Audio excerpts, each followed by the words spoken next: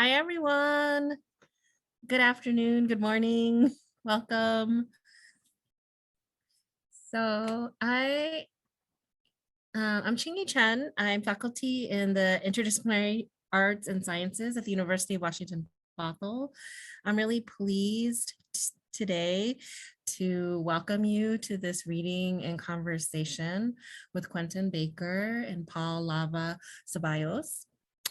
As part of the University of Washington Bothell Labor Colloquium in conjunction with the Labor Stories During Pandemic Times class, as well as the From the Convergent Zone reading series that the MFA hosts. Some logistics before we get started. I'm going to ask everyone to please mute during the talk. If you forget to mute and have a lot of background noise, we may mute you directly. And if you have any tech or access needs, please feel free to message Carson Thomas. And if you can't get a hold of Carson for any reason, you can message me. I'm not our guest speakers. And then we are going to be recording this talk, which may be available at a later date in the UW Labor Colloquium and or MFA archives. And after the talk and the reading, we're going to open up to a bit of conversation with the audience, and it's going to be moderated. So we'll ask you to please pose any questions you have directly to Carson Thomas in a private message. And then I'll curate the questions for our readers. So we might not have time for all the questions, but we'll try to make sure to have a lively conversation. And if you have respectful comments and conversation, please feel free to use the chat.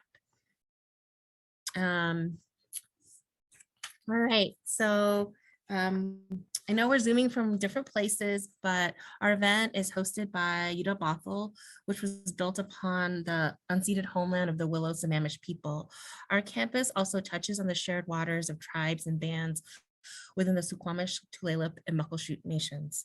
In addition, this land and our region have been built by the stolen labor of enslaved Black folks, as well as the labor of immigrant workers. So what this means for me as an educator and writer living in this region is to commit to learning about the history and culture of these communities, to show solidarity for the continued fight for Indigenous sovereignty, and to work on decolonizing our educational practices. And that includes whose histories, whose stories and lineages we center in our writing practices and education. And I hope that engaging with the work that the writers, artists, and thinkers who are sharing their work with us in the series is one contribution to this effort. And I want to encourage our audience to consider too how you can meaningfully, individually, and communally contribute to this work. And with that, I'm excited to introduce our guest for today. Quenton Baker is a poet, educator, and Cave Canem Fellow. His current focus is Black interiority and the afterlife of slavery. His work has appeared in The Offing, Jubilat, Vinyl, The Rumpus, and elsewhere. He is a two-time Pushcart Prize nominee and the recipient of the 2018 Arts Innovator Award from Artist Trust. He was a 2019 Robert Rauschenberg Artist in Residence and is a 2021 NEA Fellow. He is the author of This Glittering Republic from Willow Books and We Pilot the Blood, which we're really excited to hear from later today. Hlava Ceballos is the author of Banana Blank, winner of the 2021 AWP Donald Hall Prize for Poetry, chosen by Ilya Kaminsky, forthcoming from the University of Pittsburgh Press, I believe in October. He has received fellowships from Canto Mundo, Artist Trust, and the Poets House. His work has been published in Poetry, Pleiades, Tri-Quarterly, Poetry Northwest, Bomb, Narrative Magazine, the LA Times, among other journals and newspapers, and has been translated to Ukrainian and nominated for the Pushcart. And his collaborative chapbook, Banana Blank, along with We Pilot the Blood, from Third Thing Press 2021, which we're going to listen to today, shares pages with Quenton Baker and Dr. Christina Sharpe and Torkwase Dyson. He currently lives in Seattle, where he practices echocardiography. So welcome, and I'm going to pass the mic over to you two.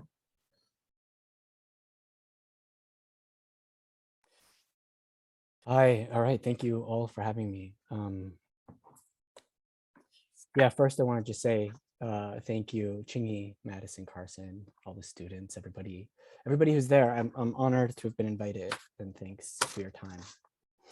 I'm going to read a few sections from this. I'll probably go back and forth with Quenton. I'll talk a little bit, leave a few sections out.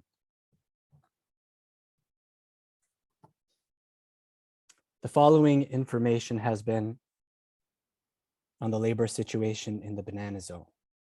Adam and Eve clothed themselves in banana leaves, a swarthy savage about to pluck his evening meal from the ripened bunch of bananas, changing valueless jungles to valuable banana farms. So this is just kind of a good example of how the poem was formed.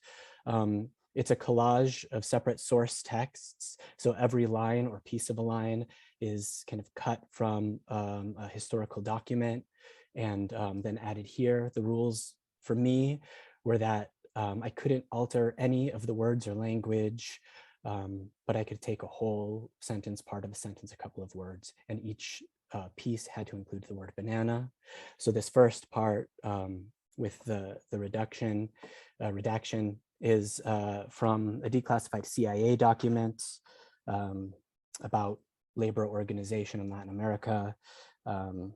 There's a book from the 1900s, a quote unquote history book that was funded by United Fruit. This one I think also includes a recipe. Some of the smaller sections were me using a lot of the words that had multiple meanings to kind of jam them together.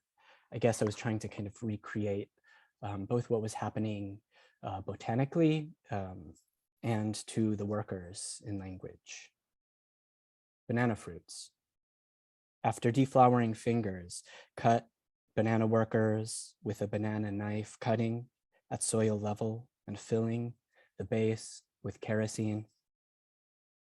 Banana market opened, well developed, banana spathe in banana producing regions soared.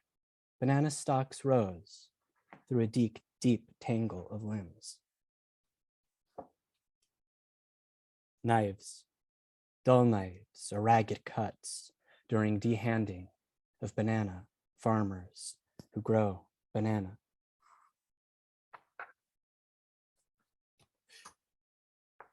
There's a large section I'm going to read from now if you guys have seen this.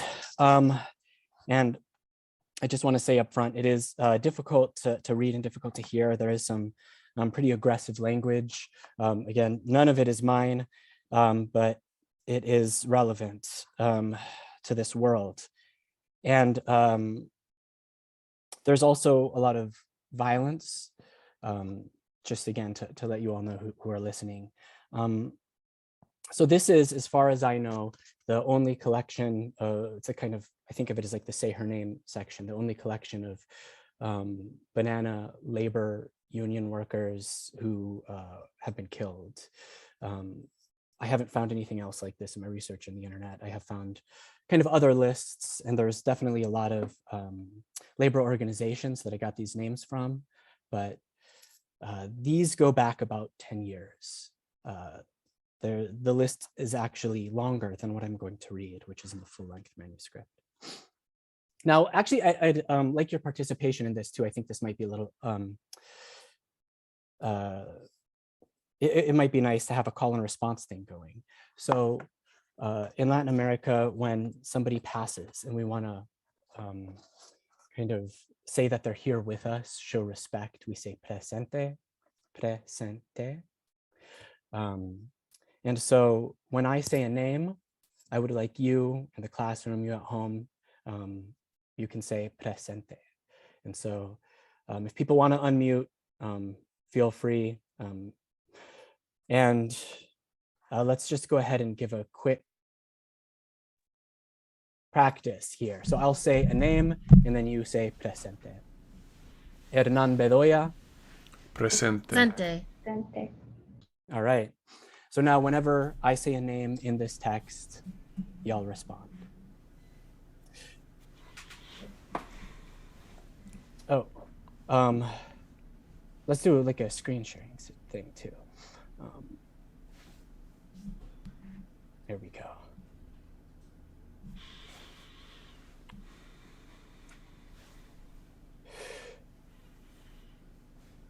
In the morning, when the banana workers started arriving, the Guerras selected men off the bus, tied some up, killed others. Juan Compañero, Mauro, Romero Presente. had been shot. There were many banana compañeros wounded. Oscar Humberto González Vázquez, Presente. leader of the Sabal Banana Workers Union, Cetrabi, was assassinated. He was shot 35 times. Miguel Ángel González Ramirez, Presente. a member of the Isabal Banana Workers Union, was shot to death while holding his son. 6 other current or former members of that banana plantation, he was brutally gunned down in front of his house by armed, masked assassinations, including that of Carlos Enrique Cruz Hernandez, Presente. member of the Trade Union of Workers of Banana Plantations and of Arrests, Miguel Ángel Felipe Sagatsume, Presente. founder and General Secretary of the Finca El Real Workers Union, was assassinated. The plantation produces fruit for the Bandegua Company, a subsidiary of Del Monte. According to information received by the union, the murder was carried out by a private security agent employed by the banana shooting death of Secundo Ruiz, Presente. who is president of the nearby San Isidro Cooperative, discovered his parents and grandfather stabbed to death in their home in a Tenerife banana plantation. Murder of Marco Tulio Ramirez. Presente. The leader of the Del Monte banana workers, Victor Galvez, Presente.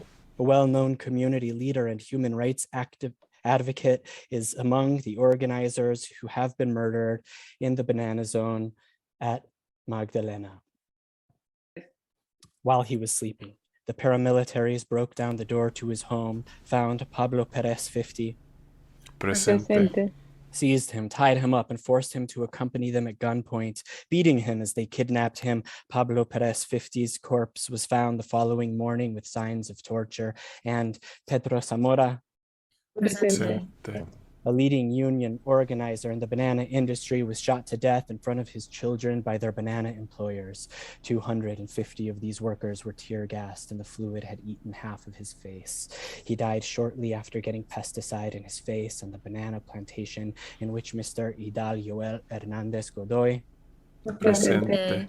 director of finance for Isabal Banana Workers Union, Cetrabi, was killed. Pablo Yaque Cervantes, Presente. miembro del Sindicato de Trabajadores Bananeros de Isabal, Cetrabi, caminaba por la calle central del barrio El Cadizal, muy cerca del mercado municipal de Morales, en el departamento de Isabal, cuando fue acribillado de 8 tiros.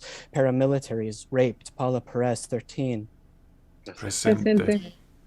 tortured her with multiple stab wounds and by burning her chest, and then killed her by slitting her throat.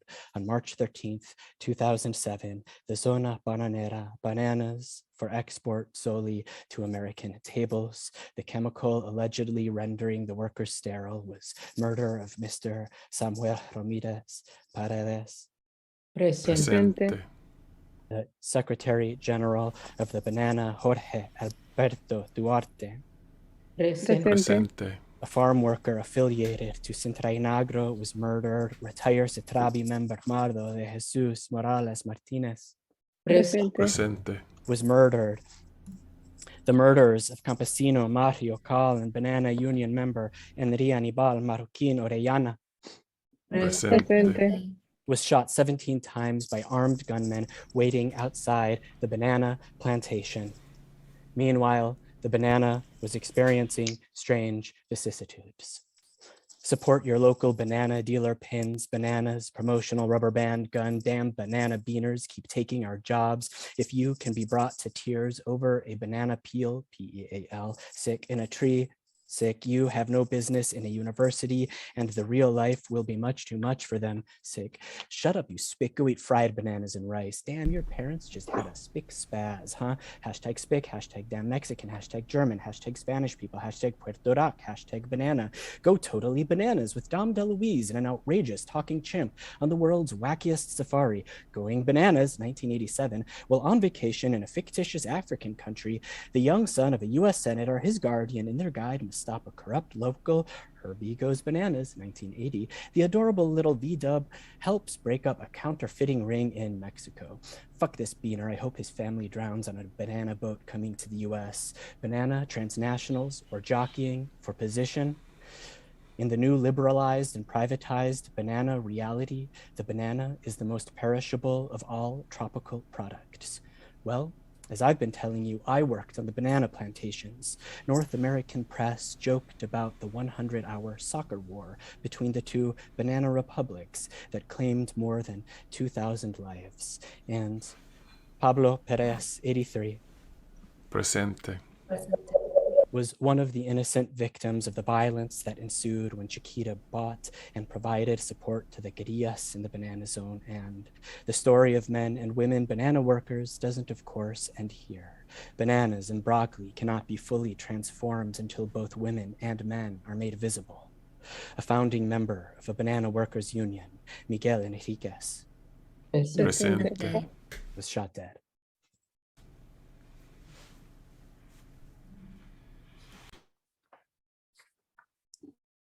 So thanks for you all kind of calling them forth to bring those leaders here with us. I'm gonna pause here and pass the mic to Quenton. Thank you, Paul. And thank you, everyone that is responsible for bringing us here. This is an honor for me to talk about our book in this setting, against the backdrop of labor. For me is a gift. So thank you. So my portion of this book is redacted poems, erasure poems that are come from one text. This is like part of the interplay between Paul's work and my work in this book is that he has this sort of like multitudinous pouring through all these different aspects of the archive, and I and on the other side I'm just sort of hyper focused on this one document, which is it's a Senate document from 1842 that deals with the sort of legal political back and forth about a revolt, a slave revolt on a ship called the Creole in 1841. 135 people gained their freedom from slavery by 18 people of those 135 enslaved people on this ship that was traveling from Virginia to New Orleans. It was 1841, so the transatlantic slave trade had already been outlawed. So this was the secondary slave market.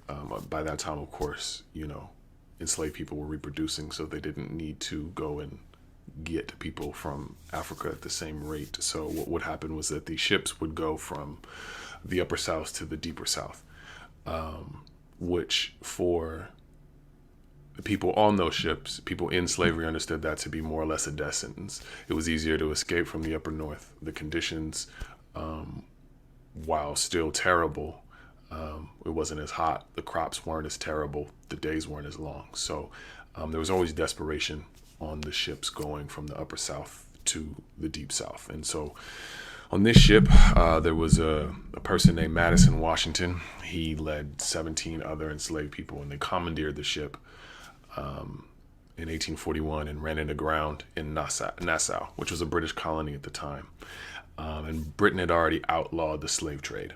So anyone who landed on British soil could not be an enslaved person. So they got their freedom from slavery at that point, of course.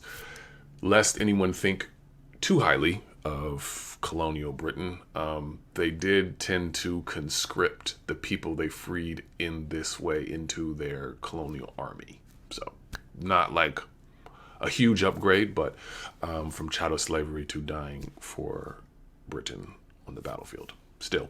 So the document that these poems come from, it's back and forth between the British and American consulate in the Bahamas. It's depositions from the white slavers and crew members aboard the ship who survived, which was most of them, and that's it. It's 50 some odd pages of just sort of dominant speech, we'll call it, speech from people in power. No one ever went and spoke to any of the 135 people on the ship, though it did get used a lot as like a abolitionist flashpoint. Frederick Douglass wrote his only piece of fiction, a novella called The Heroic Slave, about Madison, Washington, about the revolt. So it was like, it happened in 1841. It was a huge thing. And for the most part, everyone who survived the revolt and landed in Nassau made their way to Jamaica, which is a place that Douglass was often, but no one ever went and talked to anyone or got their speech. So when I encountered this document, for me, you can't recover speech. You can't recover voices. You can't, there's no way to do that. So working with this document just became about sweeping away as much as I could, really attacking the document in a way that I just wanted to hack at the language. I mean, reading it is a disrupting and terrible affair. If you're ever dealing with archives about terrible things like chattel slavery, it's the banality of the speech, the repetition of certain phrases. Those things, they really weigh on you. The ease with which human beings can be talked about as property, it never stops being jarring and terrifying. So really working with this document for me was about bearing witness to,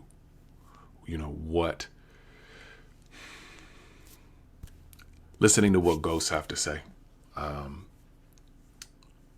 about, the interior lives that we all lead, the interior lives that Black folks led and lead under constraint and under,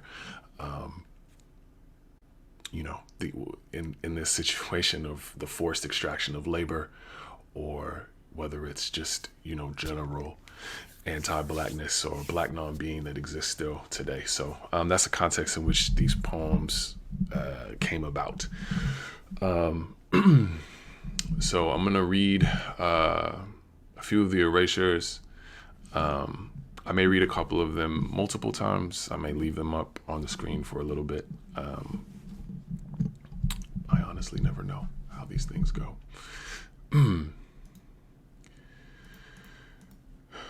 Share my screen.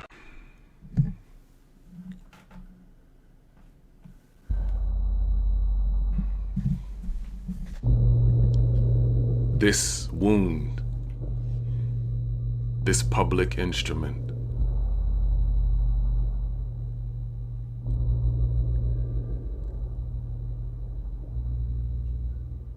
this wound, this public instrument,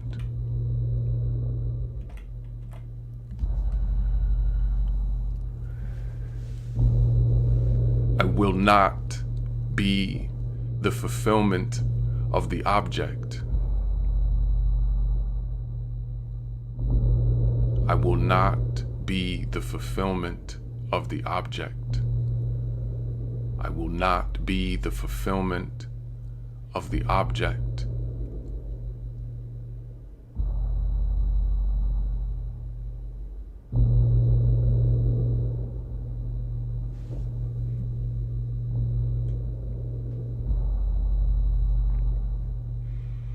I was a discovered desire, a loss of quiet.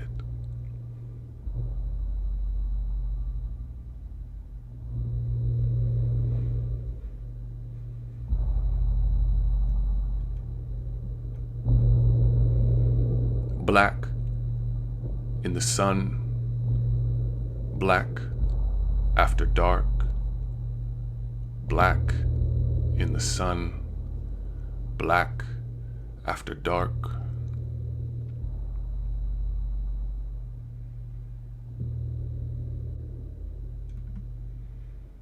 A long, bloody possession.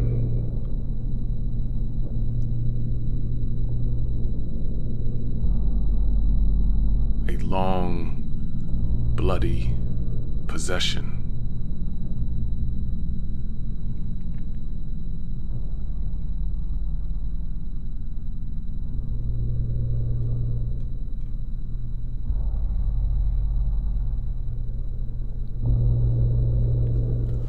We refuse this condition.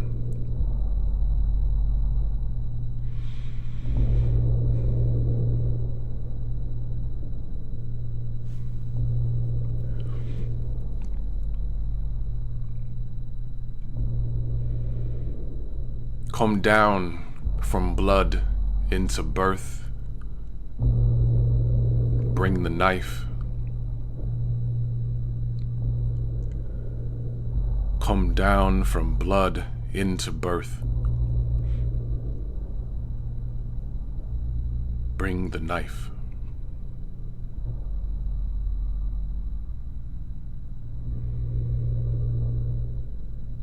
I speak down in the long blood, heard, searched, then shut.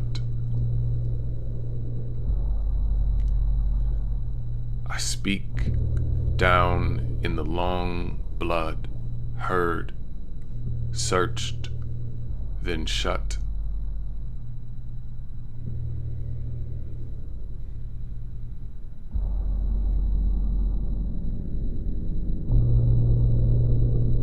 The night called out in color. The night called out in color.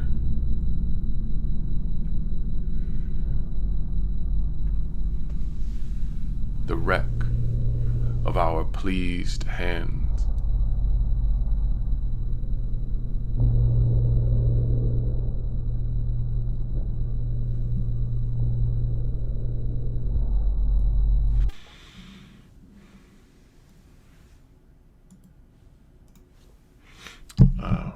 Paul, I'll pass it back to you.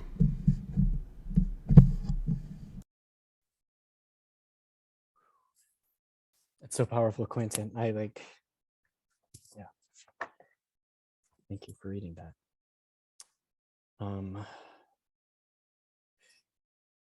And I think it's good that Quenton talked a little bit about his document kind of before I talk about the background of the banana workers here, because it gives a bit of a sense of narrative to the violence, although the violence is not narrative, right? Like it cuts through time.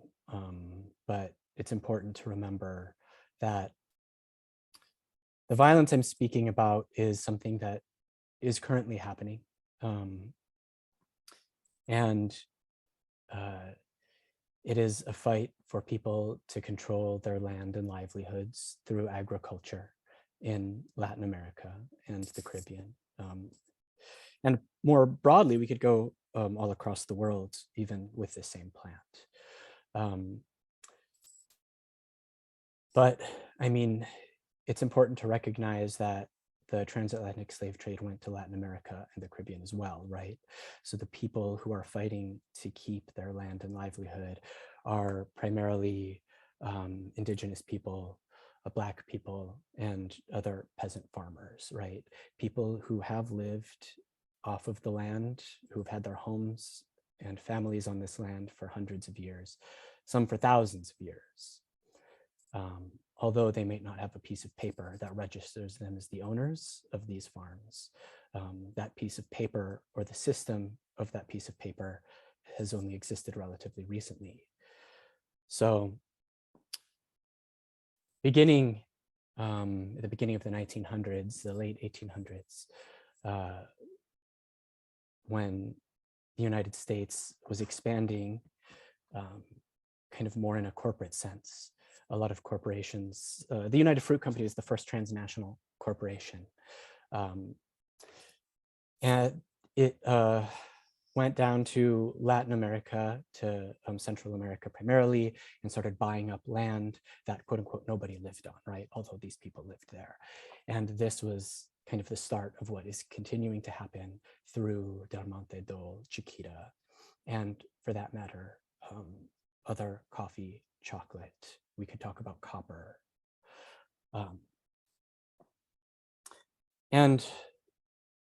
Corporations are buying up this land.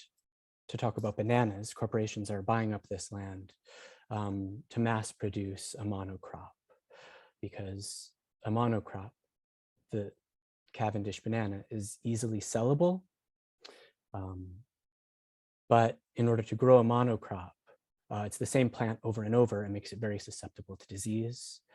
Now, in order to prevent this disease from spreading, they have to buy large pieces of land. They grow on the land sometimes, then they'll have years where the land they own isn't doing anything because they're trying to prevent the spread of the disease. We've already lost one banana, the Gross Michael, to the Panama disease.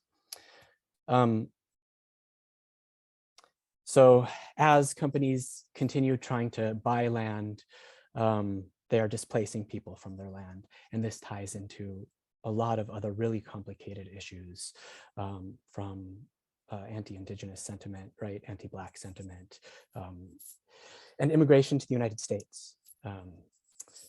Ultimately, I would like to see, I kind of have this dream that I will never do of writing more and more of these books. And the next one would be called like coffee. And the next one would be the word pineapple will be repeated. And then 7 years later, I'd write another one where we could talk about lithium ion batteries. So, I mean, it's important to say that this is not a new problem, but it's not an old problem either. The violence that these banana laborers are facing is one that it still continues. The first person that I mentioned when we said presente, Hernan Bedoya, is the first person who appears in this book. And he was killed in 2017. I found other names since then, but I have not updated the document. I was thinking, in order to give you all kind of a sense of how this was written, I would read to you this longer, thin poem, which begins on page 14, if you have it. So I will share the screen. And I wanted to create a part of the poem where if everything inside of it was collage, and every piece of language that I took had to include the word banana, this is that form boiled down to its purest. So I was only taking one word plus the word banana. The first line of this poem, for example, is banana, comes from one document. It's just those two words taken from one particular document. It's a little difficult to read with the word banana repeated over and over. So I'll kind of go through and read it with the banana, and then at some point I'll stop and read it without the banana. I've also shared some of the documents here for the second stanza, just to kind of show you,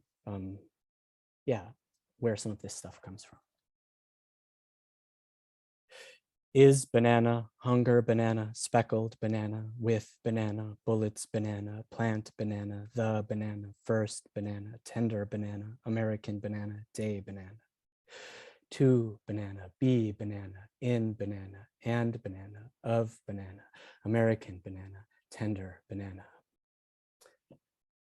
Form 10K, Dole Food Company, this is their tax form.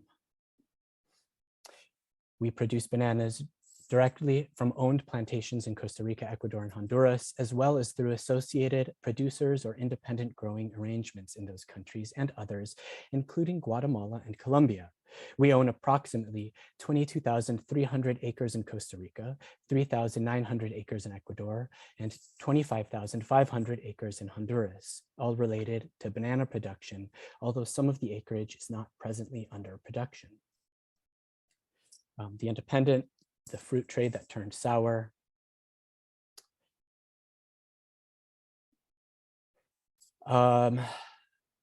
That used to be banana plantations, says Wilberforce Emmanuel with a sweeping gesture of his arm, and that. Environmental Toxicology and Chemistry, Volume 16, Number 1, Ecotoxicology and Pesticides in Tropical Aquatic Ecosystems of Central America. In general terms, detection frequency and residue concentrations are higher in banana plantation effluents. Two compounds with the highest concentrations, thiabendazole and imazolil, are used in packing plants. Amitrine was found in 1/3 of the effluent samples in concentrations up to 0.8 micrograms per liter. On the other hand, chlorothalonil and ethoprophos have only been found in creeks and in the main river in banana. From the National Security Archive, Chiquita papers are key evidence in international criminal court filing. 10 years ago, Chiquita admitted to paying 1.7 million to the United Self-Defense Forces of Colombia, the AUC, a right-wing paramilitary group responsible for a wave of human rights abuses, including massacres of civilians and targeted killings of politicians, unionists, and banana workers, and banana. Supreme Court of the United States filing, Liliana Maria Cardona, John Doe, Angela Maria Henao Montes, Danolis Pardo Lora, Adi Moreno Valencia, and Albinia Delgado et al. Versus Chiquita Brands International, Inc., an Ohio corporation, and Chiquita Fresh, North America, LLC, a Delaware corporation. In late 1996 or early 1997, the Banadex general manager and another Chiquita employee from Colombia participated in a meeting of banana growers to discuss security issues arising from leftist guerrilla activity in the Santa Marta and Uraba regions. The meeting was also attended by Carlos Castano, a leader of the AUC of Banana. Banana Link, working towards a fair and sustainable banana and pineapple trade. Guillermo Tauma, president of FENACLE, Ecuador. For a year and a half, we have been working on a unionization and trade union training project in banana plantations in partnership with the Banana Link International Network and with financial support, in particular, from the American Federation, AFL-CIO. There are a great number of young people working in the sector who know absolutely nothing about trade union work. Thanks to this project, we have been able to help them to begin to understand how vital trade union work is in protecting their jobs and fighting for the social rights they are currently denied, even though such rights are provided for in the labor code. We are also members of the Latin American Banana Workers Trade Union Coordination, COSIBA, and obviously keep in contact with unions in the other 3 banana producing provinces in Ecuador. American Banana. Gardenersworld.com, how to grow banana plants.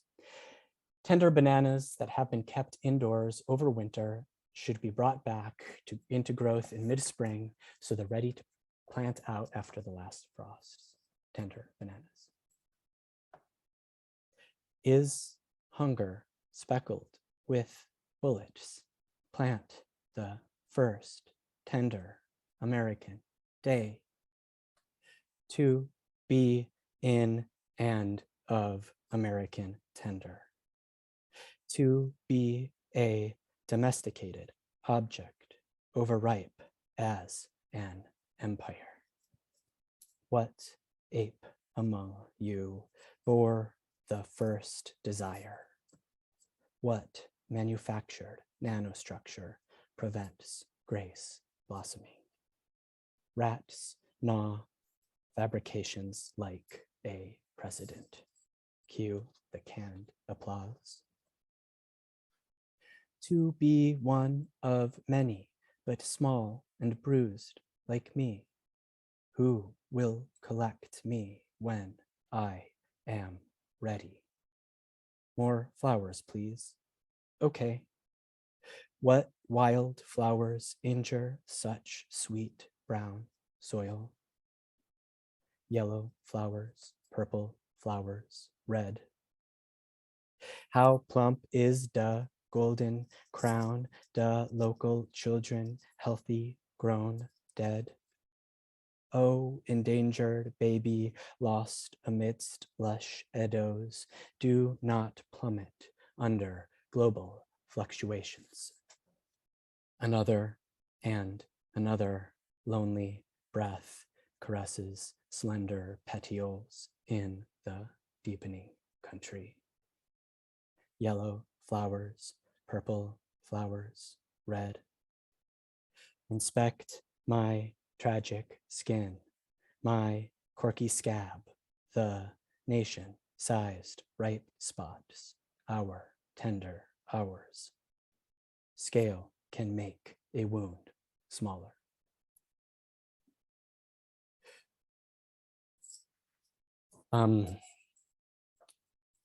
And maybe I'll end actually reading a little bit more because I want to make sure that I end on the language of some of the banana workers themselves.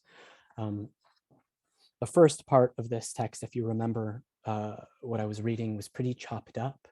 The language that was easiest to find came maybe obviously from the oppressor, right? There's a lot of documents out there from Chiquita, Dole, United Fruit, newspapers praising them and the billionaires that run them. There's not a lot of language from banana workers. So I had to go pretty deep to find these, but I'll end with a few things. This quote is from Yolanda Cruz, who we actually just saw a picture of. We created a school supplies store and have used the earnings from the store to carry out seminars with rank and file compañeras. In the seminars, we talk about gender, class, union participation, the banana industry, and domestic issues. And Yolanda Cruz formed a women's committee and created a whole section of a union for women to join as they work in a different part of the field and factory. And then this last section is from Hernan Bedoya. We were almost evicted again because they had demolished our house twice, once on Saturday and once again on Monday. On Monday, the very few of us that were left, together with the workers from the ranch, had to resist.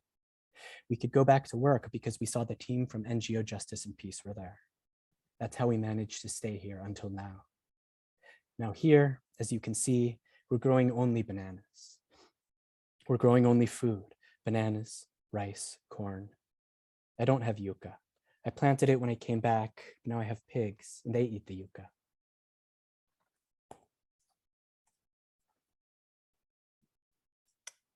Okay, thanks.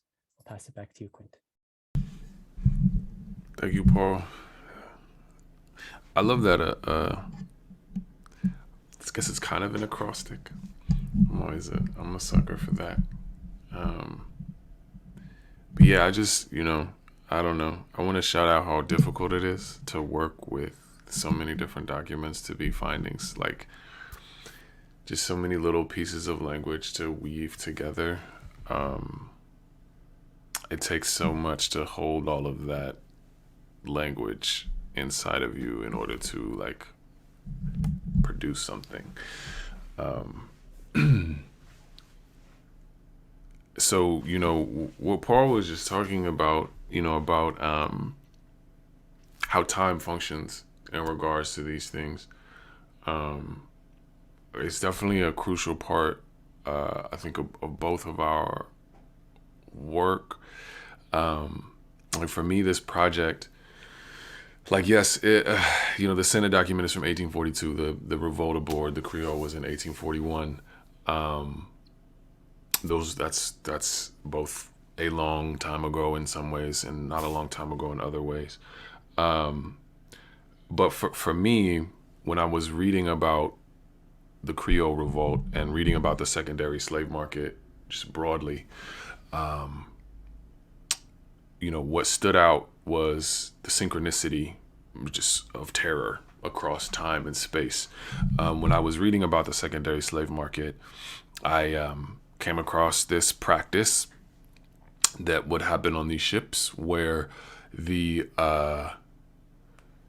first mate, the captain, whatever, the higher ranking people on the ship would take what was called ship wives or voyage wives, which were enslaved women who were forced to be a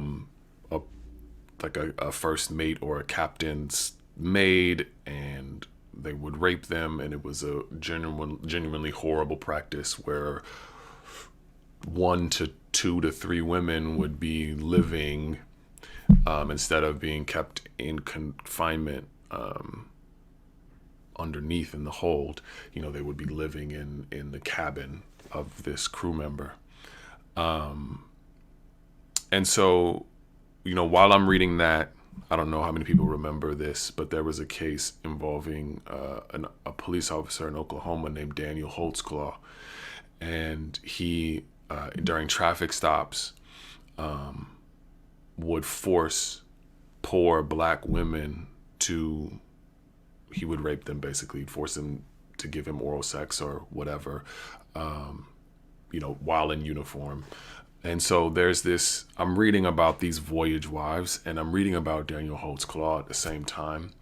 And I'm thinking how a person feels internally in these situations, whether it's 1841 and they're a 15-year-old named Mary, who's been chosen as a voyage wife, because that's what happened on this ship, the Creole. Or they're one of these women being stopped by Daniel Holtzclaw, who was doing this for so long and to so many people. People knew his cruiser. They knew what he looked like. He was a known quantity. The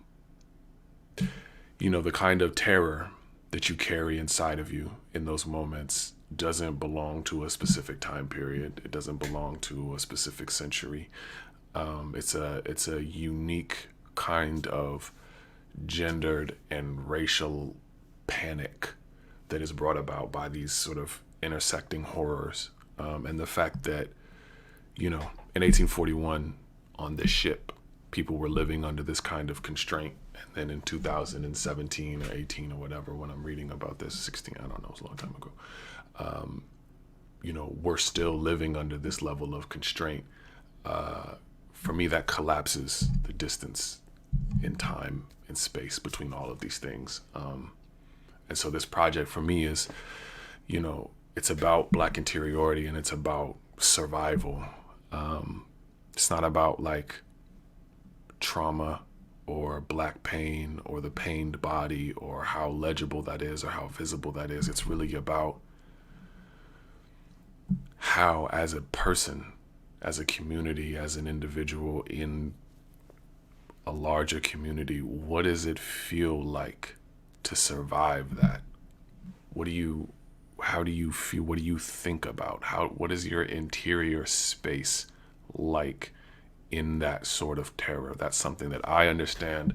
That's something that any Black person who encounters anti-Blackness, which is any Black person in the world, understands. And so that kind of universality, the horror of that kind of universality is for me what animates this project. And it also is I think where me and Paul's work intersects, because as he said, he's talking about one crop. Whether you want to talk about how cell phone battery metals are mined, or you want to talk about coffee, all of these things are happening simultaneously, and to live interiorly with that kind of terror and to still live, I think is worthy of witness, and it's worthy of care in an attempt to make that stop happening. So I guess for me, that's what animates this project. So I'll read the rest of these erasures.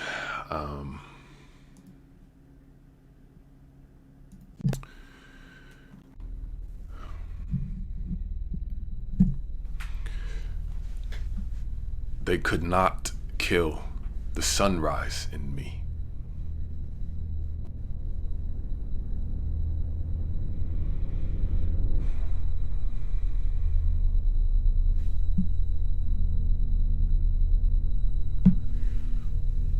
Consider belonging to the slave.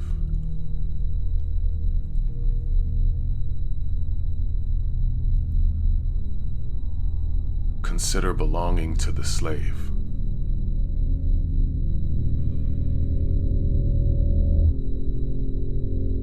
Consider belonging to the slave.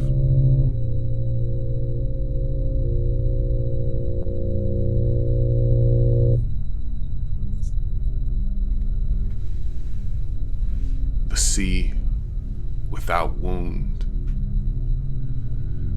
The sea without wound. The sea without wound. The sea without wound.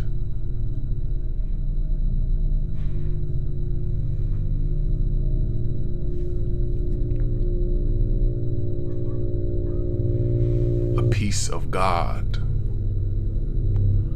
returned as a Bowie knife.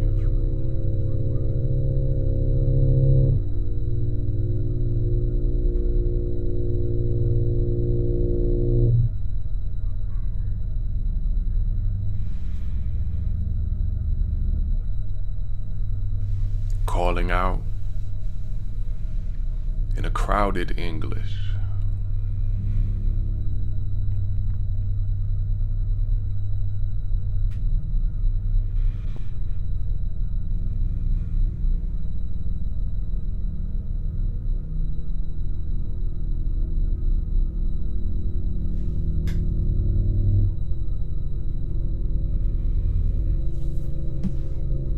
Calling out in a crowded English.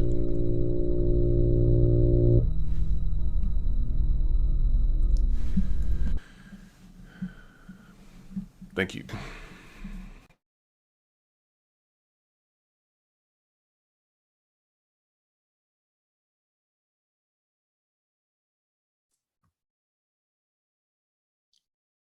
Thank you both for such a powerful and intimate meeting and peek into your creative process. I feel like it's been really helpful to listen in to the conversation between you two. And I'm wondering, there's before we open it up to questions, do you have any additional responses or questions for each other?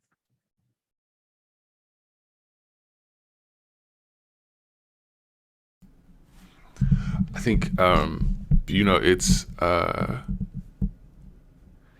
long did this take, Paul? Like, it was like 2 years? This book. Yeah, the book. Yeah. Like, okay, we were already done, right? Like with our individual work. And then the process of the book happening, so we were already familiar with each other's work. And then this whole process, like including Christina Sharpe and Torkwase Dyson and all of this stuff, like I think for me, watching how like it's just rare that you sit with someone else's work for this long. So it's like sitting with my work was also sitting with your work, and then Christina's interval essays and interpretations of our work, just watching how that changed it, I think for me was like a really, it's a unique experience. You don't often publish with another person and have this sort of co-creative thing unless you're like writing together, which we weren't.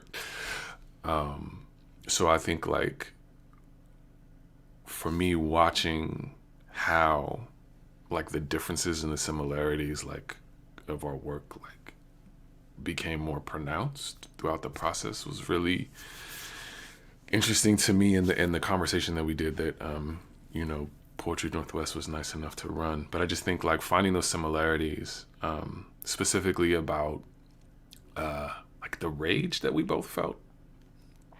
Like, and even today, I think, you know, we both mentioned violence and like wanting to be kind of violent, wanting to like redirect it where it deserves to go.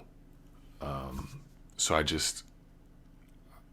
I wonder like if you want to talk about that rage a little bit, because I do. Like how, because now it's because honestly reading these things is hard for me. So I'm curious about how, like, because the rage doesn't go away, and then when I read the text, or when I give a reading from this text, like it comes back. So I'm wondering if that same thing happens to you. Um, yeah, you know, and I'm glad that we've like you've talked to me about rage in the past too, because that is something that nobody had asked me before, which shows you and I were definitely in a very similar headspace. But you can't be with this type of language or these type of documents without feeling that. Um, I mean, I was reading book after book after book of language of these organizations that were like buying up the land and displacing people and harming people, right? Um, and looking really hard and finding very little of anybody else. And, you know, I mean, we're still like working in a system that requires us to go to work, right? And then come home and have very limited amount of time for ourselves. So, you know, I'd come home and I spend all evening doing this research, or then I'd spend all weekend doing it, right? So it's just your entire life becomes either like working to survive financially, or like being immersed in this world. And part of the anger for me, it was also knowing that the information was there, right? I mean, most of this stuff is coming from like Google searches or like some like databases that I had access to because, you know, like I work at UW, or I went to the library. So like this information is there, but that it's kind of just ignored. And I think coming out of it, after I sent it off to Anne, our publisher, I did have this sense of like, you know, like a weekend would come and I'd be like, oh, now what do I do? But also a certain amount of like feeling, you know, this like quiet time that I think was really necessary for my mental health that I hadn't been giving myself for, you know, 6 years of writing and research. And I'm still kind of trying to deal with that right now. How does one deal with that time? And then being involved in this too, there's this sense of like, do I even deserve that, right? Like I could be doing more. Maybe not in this, but maybe there's another project out there. There's other people's voices. So I guess I'm not really answering your question about rage, but the rage was a low-level noise that followed me for years and years. Before this started, right, when people didn't seem to know the history of bananas. And then, obviously, for the 6 years that I was working on this. And now, you know, some amount of like grief, I guess, that the project is over, if that makes sense. Trying to understand how to deal with that. Have you experienced any of that same feeling of like, now, like how do you feel now that you've like given this particular kind of unit of writing away? Yeah, I mean, I feel guilty. It's like a mixture of relief and guilt. Because yeah, like the work was relentless. It was unending. But I felt a certain kind of purpose, like because like what you said about it's there and it's just ignored. That's how I felt about this. Like this is the only successful slave revolt involving American-born enslaved people in the history of large scale, like 130. All other revolts failed. This is the only successful one. There's a movie about Amistad, which is happened like a year before and involved non-American enslaved peoples. But just like it's right there.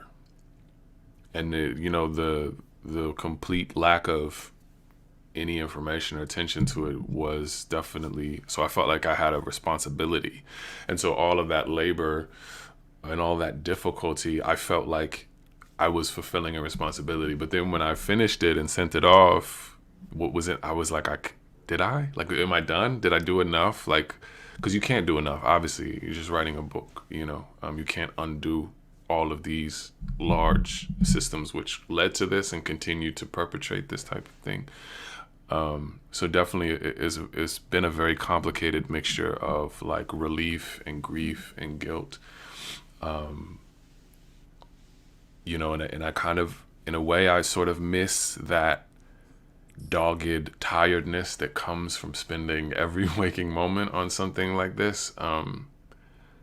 Just because of the sense of purpose that it gave me, that I was spending my time well at trying to honor, these people and the people in the similar situations.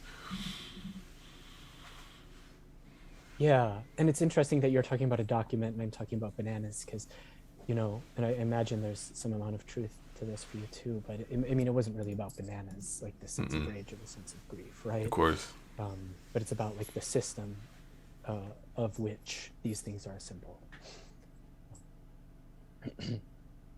Which means that it enters kind of everything, every conversation, Yeah, because ultimately it's labor. I mean, ultimately, like, what you're writing about and what I'm writing about is brought about by a profit motive, by the desire to extract cheap or free labor in order to build empire, or just build capital, which is a different kind of empire. So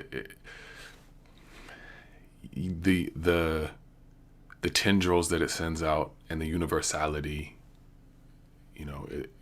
it's overwhelming for me.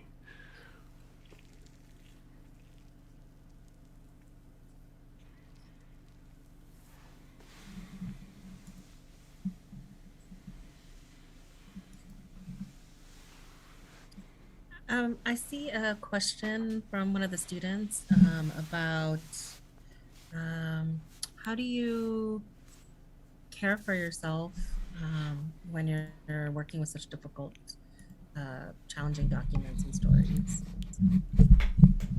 It's a great question. I would want to direct that back to everybody else out here. Give us some ideas. Yeah, I know. I've been asked this question before. Actually, every time we do a reading or I've done a reading from this project, I get asked that question, which is probably a really bad sign. And the fact that I've been reading from this, and working on this project for so long and been asked that question so long and still don't have an answer is also a really bad sign. But I didn't. That's not a good answer. I'm not a model. Please don't follow me. But I really, in my mind, I thought I'll take care of myself when this is over, which is it's not a good approach, and I would not recommend that. But yeah, honestly, any type of care felt like disengaging, and then that made re-entry into the project and the space that much harder. So I just kind of stopped doing that and just stayed in the space, which again, I don't recommend. I know there's a better way to do it. I just didn't have the tools or capacity. I definitely burned out at the end of it and probably stopped mainly because I just didn't have it in me to keep going, as opposed to any other, kind of better writing reason. However, I do feel like I learned a lot around that time thinking about poetry and, the rhythm that we talk about, how there needs to be among like whatever stressed syllables, rests, and that certain things just can't be rushed. And I mean, I would be like raging at times, like, all right, I'm so close, like, please let me finish this, let me finish like the book, let me finish. But I mean, I guess that's the important kind of takeaway here, is that like we need time.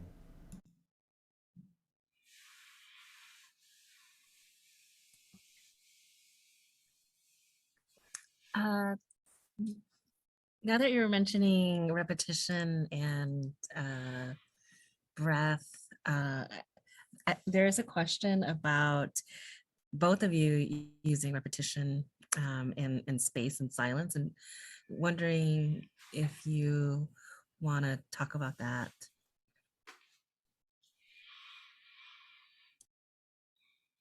Yeah, for me, you know, so like what's in We Pilot the Blood is sort of a small section of the erasures, which come from a larger project, and there are, you know, what you might consider more traditional poems are the second section of that project, and then there's like 80 or so erasures. And so these are, you know, they're light on text.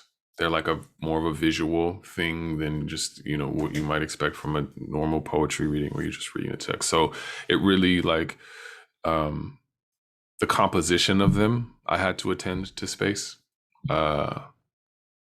Just like purely from, this is a page with 1,000 words on it, and the poem is going to use 3 of them. So I think for me, thinking about space, you know, space just became like a character in the text. You know, space stands in for a lot of things. Space stands in for like the ocean as like cipher. It stands in for the passage of time. It stands in for like this sort of long duration of memory and of history. So I think for me, it was crucial to have like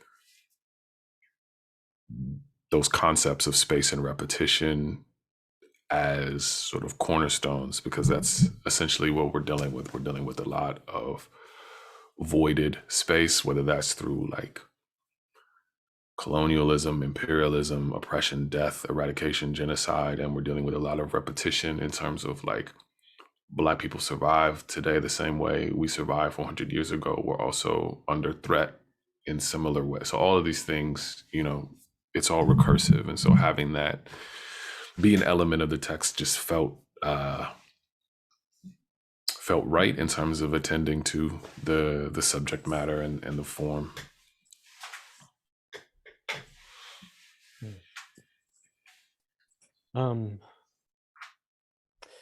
Yeah, I love to think about repetition as like something that kind of goes next to or alongside of history.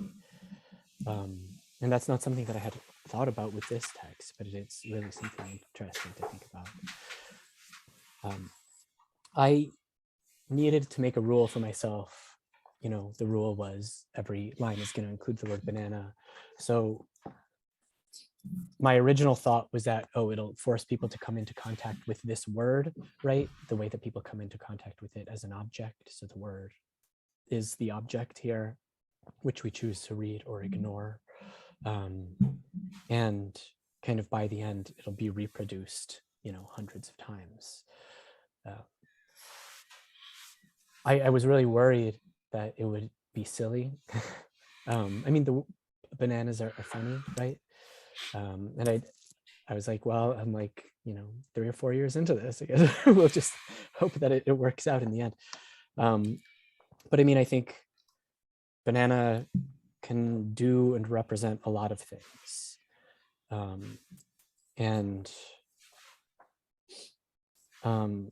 Yeah, I ultimately, that's why I wanted the repetition, because that gives it the opportunity to change its shape, and it gives us as the reader the opportunity to respond to it.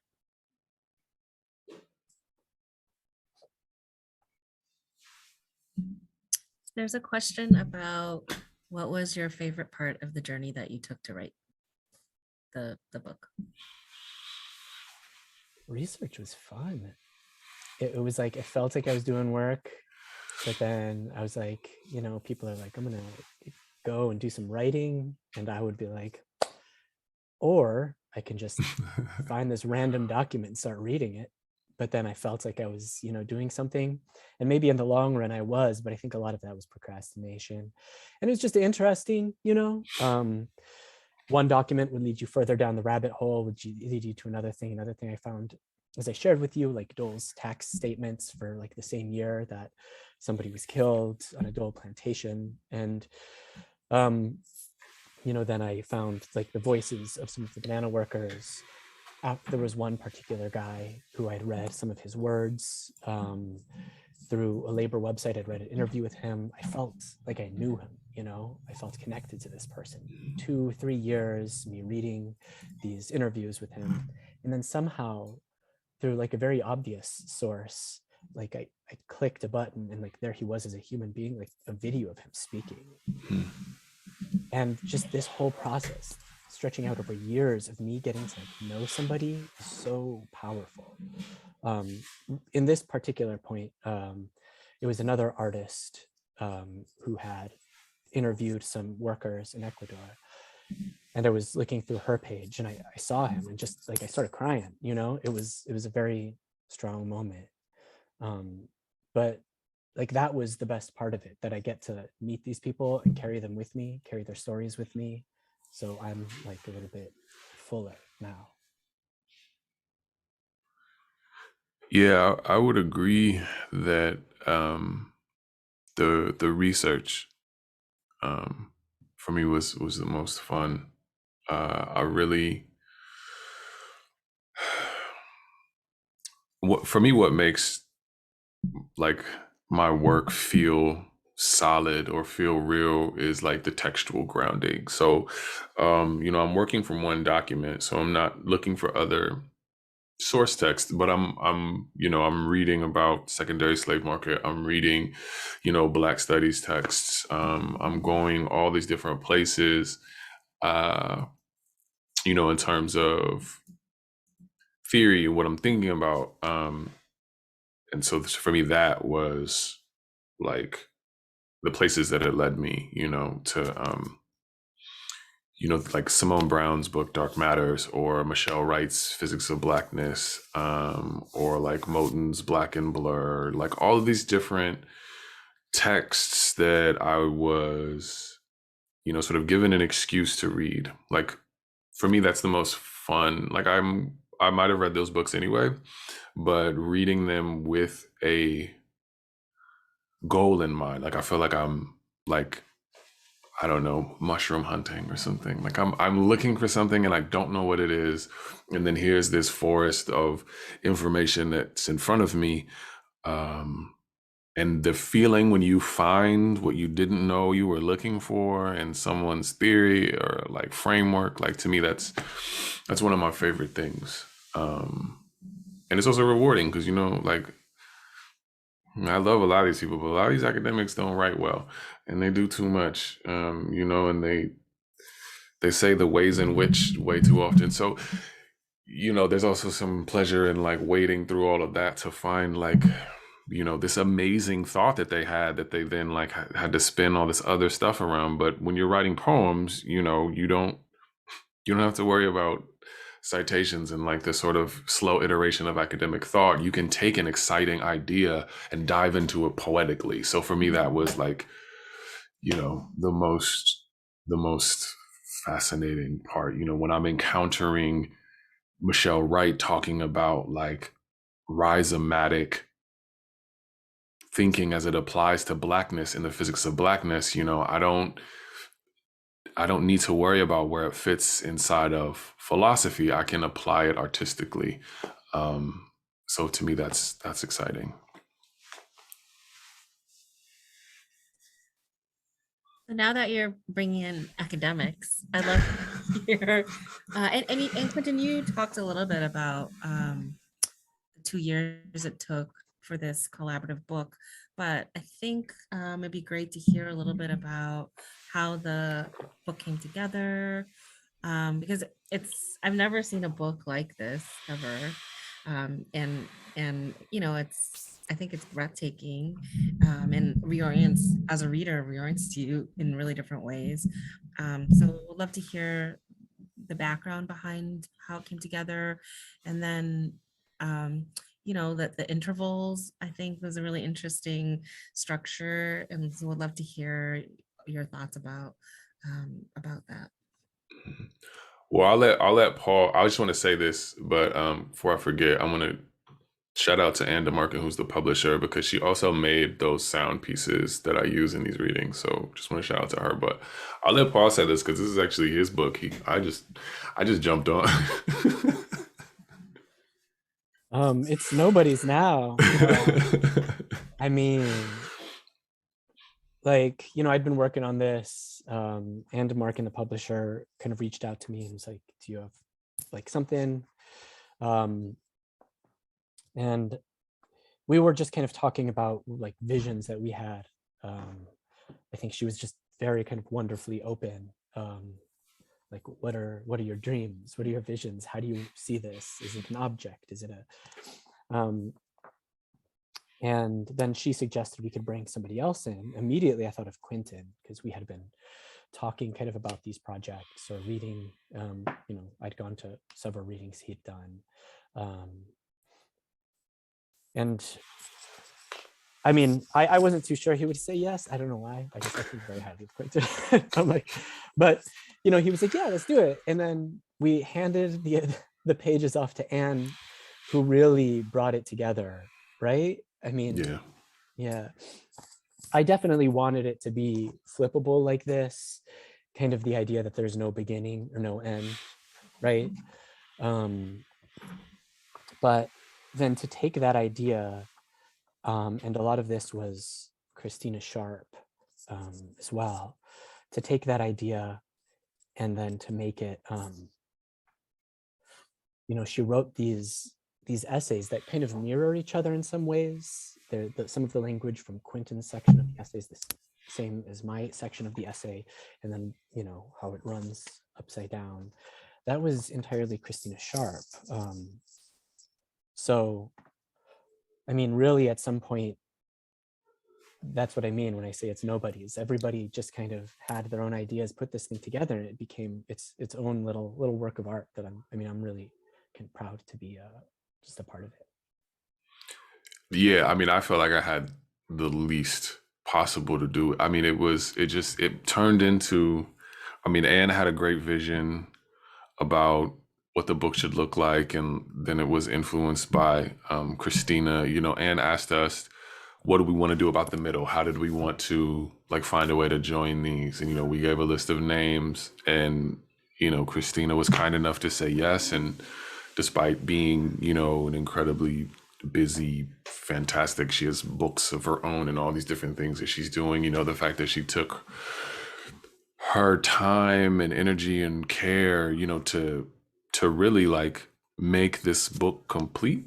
Her and Torkwase, using Torkwase's images, like for me, that was just like an entire complete dream. I mean, she's always been like a academic, literary, Black studies thought hero of mine. Her work has been profoundly influential, both Monstrous Intimacies and In the Wake and other things she's done. And it's just so yeah, just like having, when we sent in our little PDFs to where it is now, having all of these just fantastic, brilliant people added to the process, just turned it into something that I don't think any of us could have conceived at the beginning of the process that it would arrive here. It's just sort of one of those beautiful things that can only happen through like collaboration and, I don't know, like an absence of ego. Like none of us had any, we just wanted the book to be an object that could be as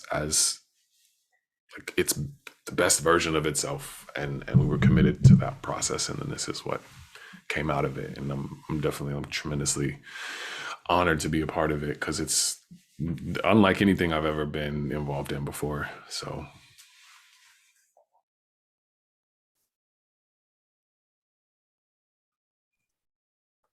Thank you. It's fascinating to hear how it came together, and especially seeing the end result and then kind of walking back along that path. Maddie had a question. I don't know if Maddie wants to ask Quenton directly. Yeah, I can ask my question. So I was thinking a lot about the Black redaction. And so I was wondering if you wanted I guess two things. One, if you wanted to speak a little bit about why you chose Black redaction as opposed to some other form of erasure. But then also, there are several moments where text from underneath peeks through your pen as you're blacking out the text. So I was wondering if those texts that are peeking through are planned moments or if they just occurred naturally throughout the blacking out process. Yeah, those are both very good questions.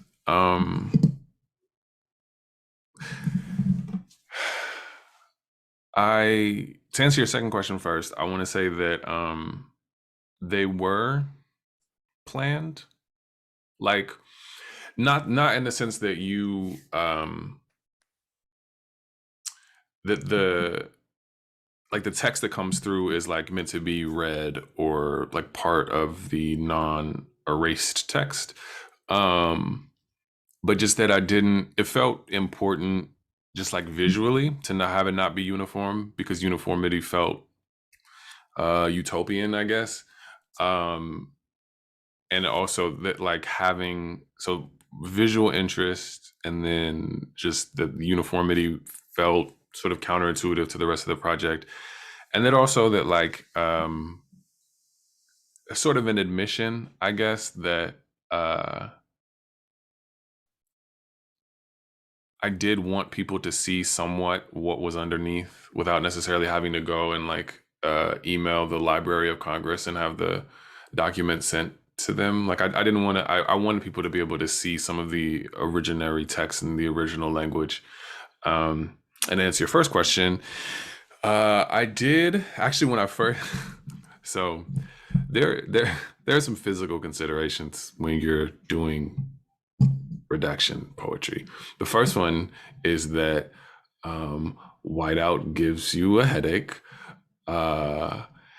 and it's very toxic, and you might not want to be breathing all of that for like I think I made 120 or so of these, and so you're doing it in the winter, the window isn't always open.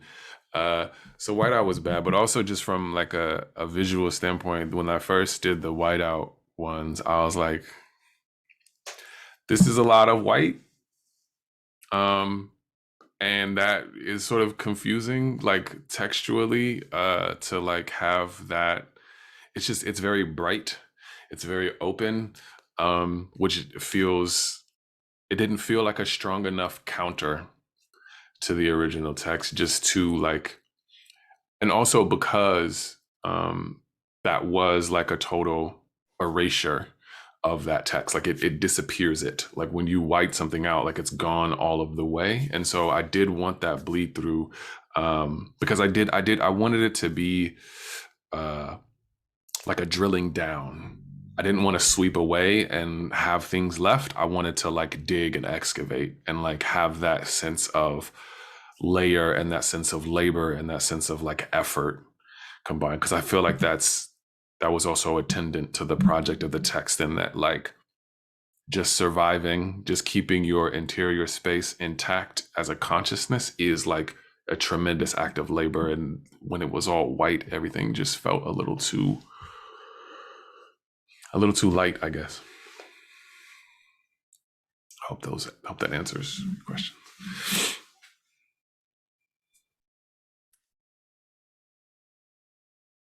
I have a question for Paul, and it's also a process question. How do you narrow down to what is most relevant to your prompt or process? Is it akin to trial and error, where you pick ideas and choose another one if the first doesn't work? I mean, there definitely was some trial and error. A lot of it was me narrowing down like really just cool language, which I mean sounds pretty simple, but I'm reading through all this stuff like, wow, that's just amazing. Like so I take a section of that and I put it in a file. And so for the first 3 years I was doing that, I was just basically reading, taking sections of things and putting them in a file, putting little stars next to them. This is one I really want to use. And I kind of went through it the other day too. You know, I have this Word document that's 140 pages of, you know, just kind of clipped text. And some of the stuff that I really, really liked, just the prettiest, or something that was like most obviously aggressive or wrong, you know, I didn't end up including in the text because it didn't seem like it fit. But for each of those, I had this little, you know, kind of moment of like, oh, how can I even make this without this like really amazing flower name? So, I mean, it was a slow whittling down of a larger thing. And what was interesting is then, having like 100 different books or something, like you start to find themes running through them too. So I eventually started to find themes in a narrative coming through. The narrative is something that I had to fight against to some degree too, because I mean, if you just use the documents and the language that are in the archive, it's going to automatically be in favor of an oppressive system, right? So we all have to be conscious to fight against that language. And so, you know, I would find my narrative kind of going in this direction, which was very heavy on the organizations themselves. And, you know, again, a couple of years after writing is when I realized like, okay, now I have to make a very planned decision to stop this. So a lot of that text that I thought was really interesting or just pretty, you know, wasn't necessary to the ideal of it.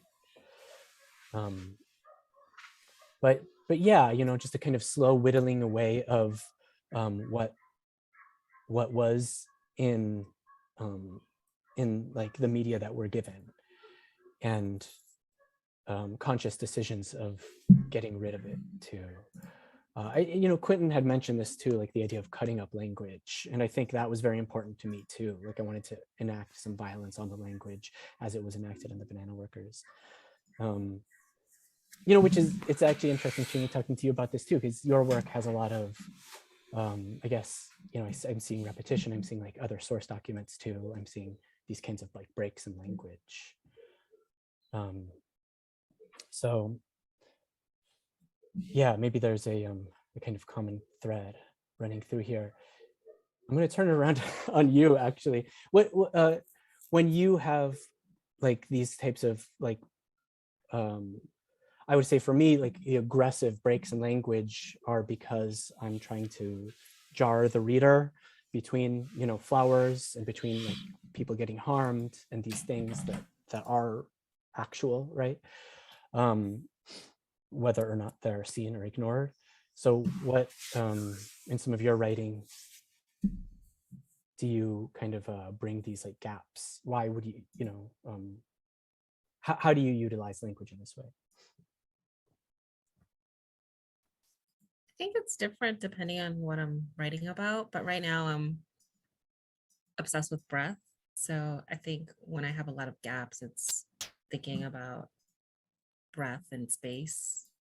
And you know, in relation to environmental justice, air quality, and how it intersects with meditation. And also as someone who grew up with severe asthma, so thinking about some of that experience.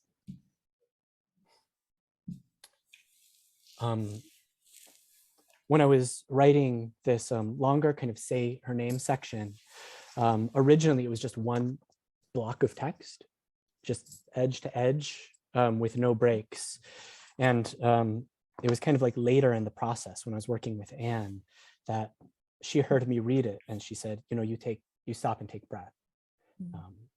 And I mean, maybe it's impossible to just, you know, even though that's the feeling that I had because there were so many deaths in here, I wanted to just kind of like yell it out. But ultimately, the the breathing aspect naturally kind of formed the shape that it's in now, which I think is a lot better. It gives, because it is such heavy material, it gives some sense of space as one is going through it.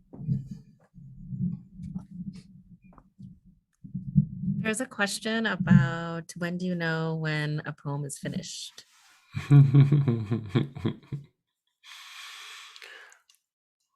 That let me know if anyone has the answer. Like I think that, you know, it depends on every person. Like, and it depends on the project. It's like for me, the redactions were the easiest ones to know when they were done. You know, the other poems that make up the larger project, those are harder. But like redactions for me were easy. But it, you know, in terms of like more normal poems, the way I work, you know, there's a like sort of like an image coherence that I want to get across, or like some type of, you know, I want to evoke a certain kind of atmosphere or a certain like interior feeling. So I feel like a poem is done when it achieves that without irritating me a lot. Like it still irritates me a little bit. Like a poem's not done if it doesn't irritate me, but it's also not done if it irritates me too much. So yeah, someone just said, which is when you start resenting it a little, and it's like, yeah. Like you do kind of, you know, you start to like I don't like you that much, but also I love you and thank you. So it's that sweet spot. Like I saw a tweet the other day about someone had just had a poem published, and they were like, I tell my students a poem's not done until you started crying. And so that's like another person, you know, for that's like another, I disagree with that, because the poems I used to write when I was crying during them, those were terrible. That was just, I just needed to be in therapy. That was different.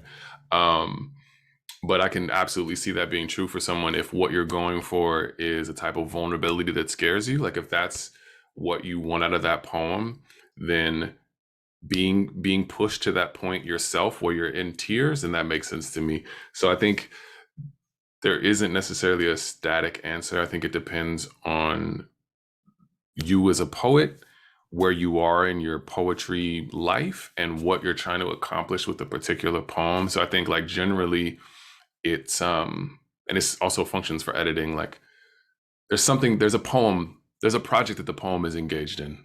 There's something that the poem is trying to accomplish. You may not fully know what that is when you begin, and you may not know during the editing process, but I think part of your job as a poet is to figure out what project that your poem is attending to, and then it's done when you feel like you've gotten it as close to that as you can. But I think for me, it's important to remember that every poem fundamentally is a failure. If I ever fully succeeded at a poem, I wouldn't need to write anymore. So I have to like be okay with the fact that a poem might do most of what I want it to do, but it's never going to do all of what I want it to do. And that helps me finish more poems, is understanding that I can take that desire to finally get there to the next one. Otherwise, I sit around too long just fiddling.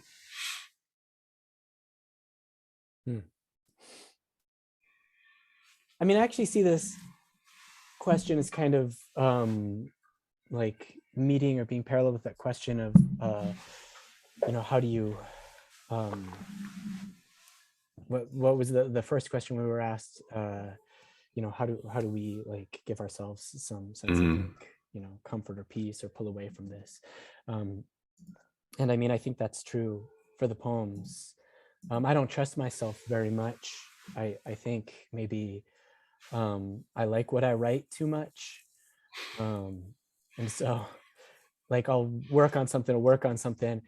And when I think it's done, I think you need that time, right? Personally, I need that time. So I think this poem looks great. I can't believe I made something with this type of language. That means I have to put it in a file and not think about it for 6 months. And then I could come back to it and look at it later and be like, you know, maybe I just really was feeling myself that day.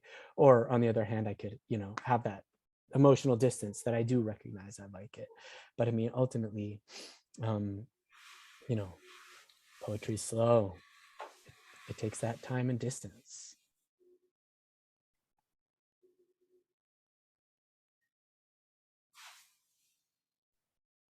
So there's a question about whether you came to the project with I guess, an agenda, or whether the source documents drove you.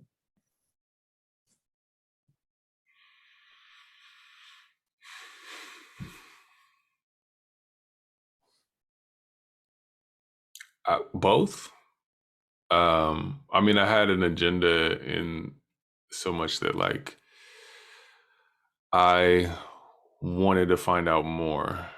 I didn't know what I was going to write about or how I was going to write about it. I was just doing research on the secondary slave market. I came across the Creole revolt, and I was like, I want this. It seemed, I was like, I think there's something here. I think there's like some poems here. That's what I thought. And then researching more, I thought that there would be more about it. So when researching it, the paucity of available information and the paucity of primary texts, then for me, made the project into what it was, because, you know, I think it would have been a very different project. My approach to it would have been very different if there were a ton of source text. So it was that privation that altered how I approached it. So yeah, I definitely was heavily influenced, and everything was heavily altered by what was available to me. I definitely had a feeling about it, you know, not necessarily like a 5-paragraph essay type of, you know, thing I wanted to prove. And ultimately, I think that would make a bad poem, right? If I started and ended in the same place. Yes. And so, but I knew that I felt like it was wrong. And you know, my family is from Ecuador, so I have this relationship to bananas as a concept, at least, right? It is currently the #1 exporter of bananas in the world, not the place where they're grown most, but the #1 exporter. When my mom migrated here, it produced 1/3 of the world's bananas. Now I think it's like 1/5. And you know, I was having this like game where we were like playing with little kids when I was a little kid, just to give you an example of like how important this thing was in my life. And there were these kids, we were all choosing like our spy names. You know, somebody wanted to be, you know, like Death Wish or whatever. And then they were giving us names. They were trying to argue over which two kind of racial or cultural slurs would best apply to my brother and I, because we were there with some other kind of, you know, Latinx friends. So they're trying to figure out, well, he's one of these, but you're one of those types of situations. And I was really proud of myself as a preteen. I kind of stood up for myself and I said, well, you know, we're from Ecuador, and Ecuador is famous for bananas. And so then they called me banana picker for like my entire life, throughout middle school and high school. And I've told this story before. I have, like, I guess some people think it's like a negative thing, but like these are some of my best friends, you know, like my best friends in high school would call me this. And there's this like kind of like sense that I had that this thing is like a definition of me, right? And it's important, and it's seen in a different way than the way I see it. And ultimately, I guess I wanted to make sure that I could do whatever I was capable of to make people who read this thing like feel differently about it, whether or not they had like some kind of fact they came away with. It was more important to me that like when they read this document, you know, the next day they would have a kind of sense of bananas. And so that was, I guess, what I went into this with, more than like, you know, a particular agenda. You know, I want to say that I had a teacher, Kate Johnson, and she used to tell us that a poet should walk through the world with a soft focus. And I feel that way about writing individual poems and about projects. Like you're called by something, you're pulled by something, something pulls you along, but you should always have like sort of like a awareness of your periphery and never be looking too hard at one thing because, like Paul said, a poem or a project or a collection without surprise isn't interesting. Like surprise is what animates a poem and what gives it life. So you never want to go into a project with too overbearing of a focus. You should always be open to be surprised so that you can be surprising in your work. That's what my teachers instilled in me, and I try to embody that. Well, coming to the end of our questions, I want to put out if anyone has a lingering question that you didn't name or send, you can direct message to Carson, or if you're sitting in the classroom, you um, can flag down Maddie. And also just want to thank Carson and Madison, both MFA students who are helping out, and this event wouldn't be possible without their labor. Um, so one question I see is about editorial process. And I think you touched a little bit about, Paul, you touched about the breathing, and that suggestion coming from your editor. Just wondering if you might talk a little bit about the process of this book, not just the collaboration, but how that process worked in putting together these poems.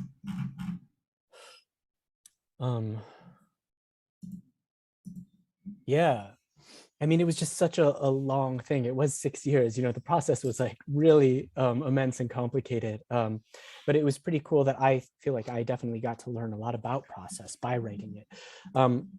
And actually, before I answer that question, I was like sitting next to this book, Bananeras. I just wanted to like give a shout out, because I think like so much of this reading, and definitely my part, was about like making people aware of the violence, right? But the reason that I wanted to end on the words of the banana workers themselves is because, it's not only about violence, right? Violence is maybe, an overwhelming thing in some of these people's lives. However, like they live. And what's really exciting, I think, coming out of a couple of countries, this one is about Honduras. I have another one back there about Guatemala, are woman-led banana unions. And in Honduras specifically, it came out of a time in which the men were all killed by paramilitaries.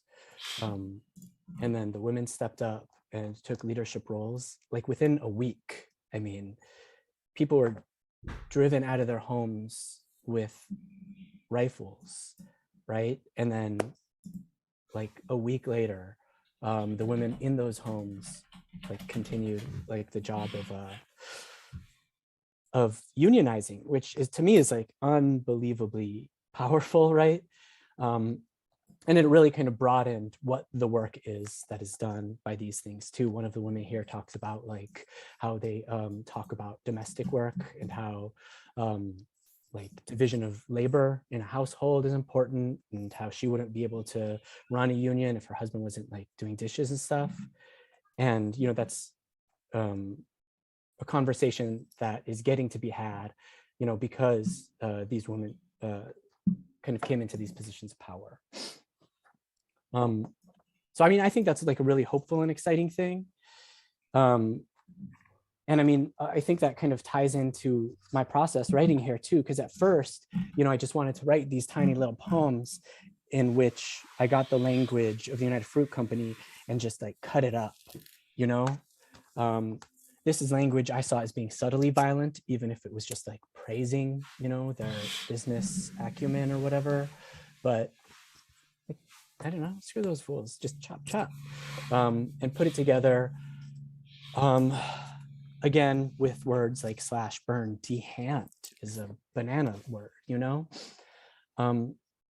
But, you know, realizing in the process that, you know, a year later, I needed to like do something where I said the names of the people. And then after I did the kind of say their names part, there was a realization that, you know, I need, like, it can't be me talking. It's definitely not about me. So I wanted to make sure that it ended on the final words of like the banana laborers themselves. And I guess like part of the editorial process for me was recognizing that I needed to cut less and less of some of these sections and be more careful about what I was choosing to include. But this little thin section was then kind of the part where, to be quite honest, if you guys want to know how I wrote this, I had this idea where I was gonna have a poem where the first word was banana and then the second word was something else. And I was kind of like procrastinating doing that. So I was just going through my file and I chose the opposite. I don't know why it was a way of procrastinating. And then all of a sudden I had this big collection of words. I just started plucking words from there and writing. And at some point, you know, I had written this poem and recognized that, oh, maybe I don't need to do the other one. But for me, yeah, more of the editorial process has to do with kind of like the desire for the text itself. What do I want the text to do? And those were slow things that I learned, going from chopping and violence to just presenting as a whole.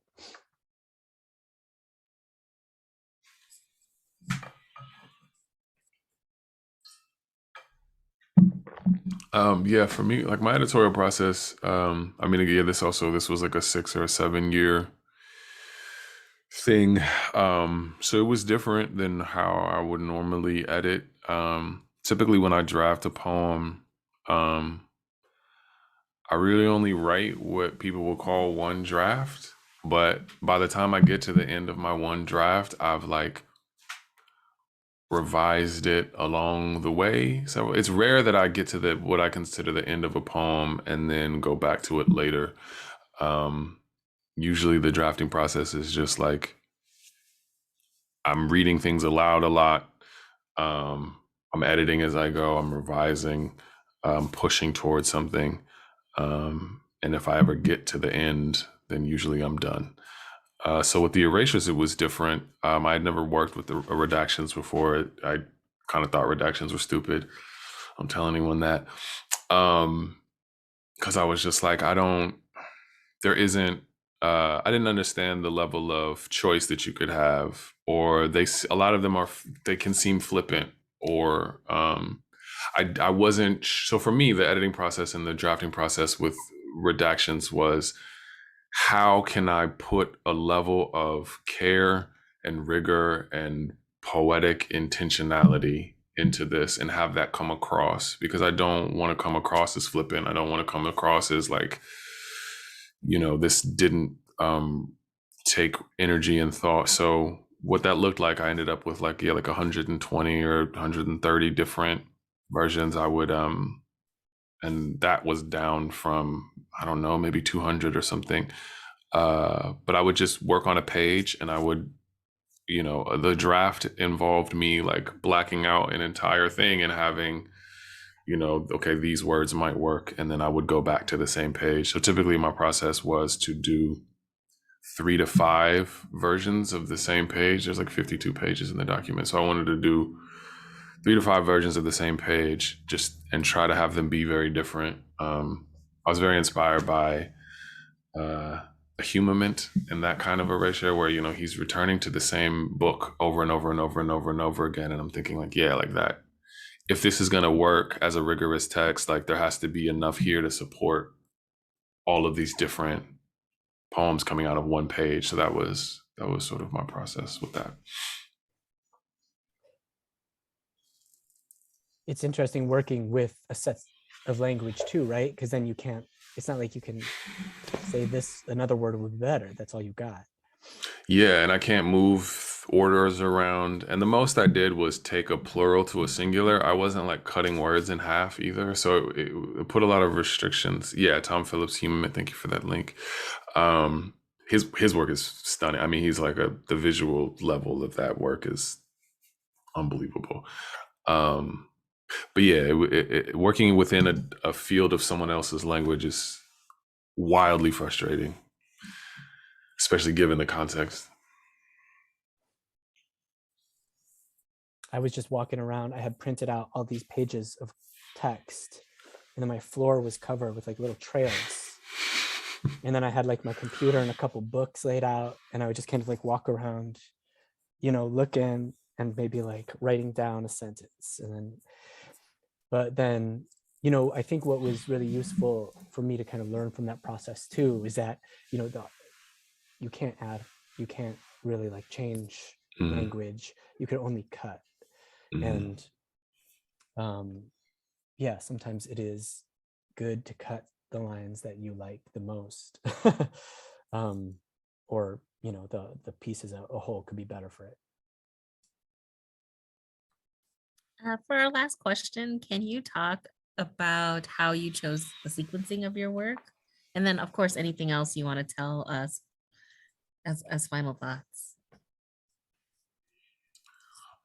For me, the sequencing was very straightforward. It's in the order of the original document. There's a decision on whether or not to leave the page numbers on it, but ultimately we decided that would be distracting. But yeah, it made sense for me to adhere to the original sequencing. So the pages, there are duplicates. I don't think there are any duplicates in We Pilot the Blood, but in the longer work, like, there's like 3 page 44s or there's 4 page 15s, and those all go sequential. And so in that case, they're just in the order that I did them. So adhering to some type of chronology because of the historical nature of the work felt right to me. And also it made it less daunting. I mean, the thought of sequencing, 90 or so of these erasures, I didn't want to get too deterministic with that. So I let the original page order dictate the sequencing.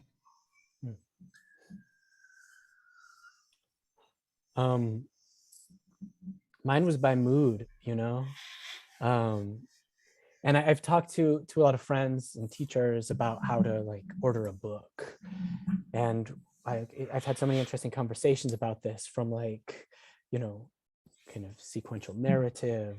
Somebody was telling me that they were going to go like alphabetical, just totally make it random.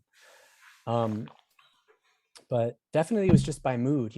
I knew that it felt good to start on a section that was a little more poetic, like it had the shape of a poem, and then the redaction was something that could be filled in, a kind of idea or thought that could be filled in. And I knew I wanted to end on a kind of piece of retribution, or like this like land back kind of section, where the workers are taking their land back.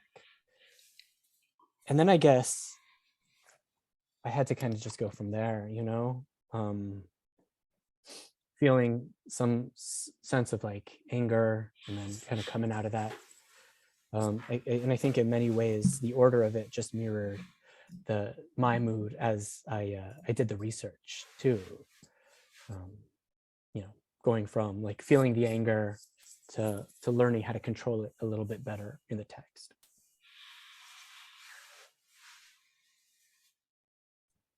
Well, I want to thank you both so much for just that incredible peek into your creative process, and loving, just the ways that there were synchronicities, but also variations. I find really helpful as a writer. I hope also the writers in the room find it helpful. And Paul, your book is coming out in October. We're excited to look out for it. And Quenton, your next project, when it comes out, we'll also be excited to look out for it. Just wanted to tell folks, I think it's been put in the chat already, but buy the book because it's really breathtaking and surprising. There are some upcoming events that the Labor Colloquium is organizing. And I think the next two events, there is a link that you can already register. And then there's a few more upcoming events. You can go to our website and kind of keep in touch. And if you want to know when the registration form opens. And the last thing I'll say is that the class that sponsored this reading, we are going to be having a speculative project where we're reimagining labor and work. And if there are community members who are not in the class who would like to participate, there's a link for that. So thank you all so much for coming. And I am really grateful for this conversation and feeling really full. And we're gonna close out with much gratitude and hopefully see you at an upcoming event. Thank you so much for having us. Yeah, thank you. I really appreciate it. It was an honor.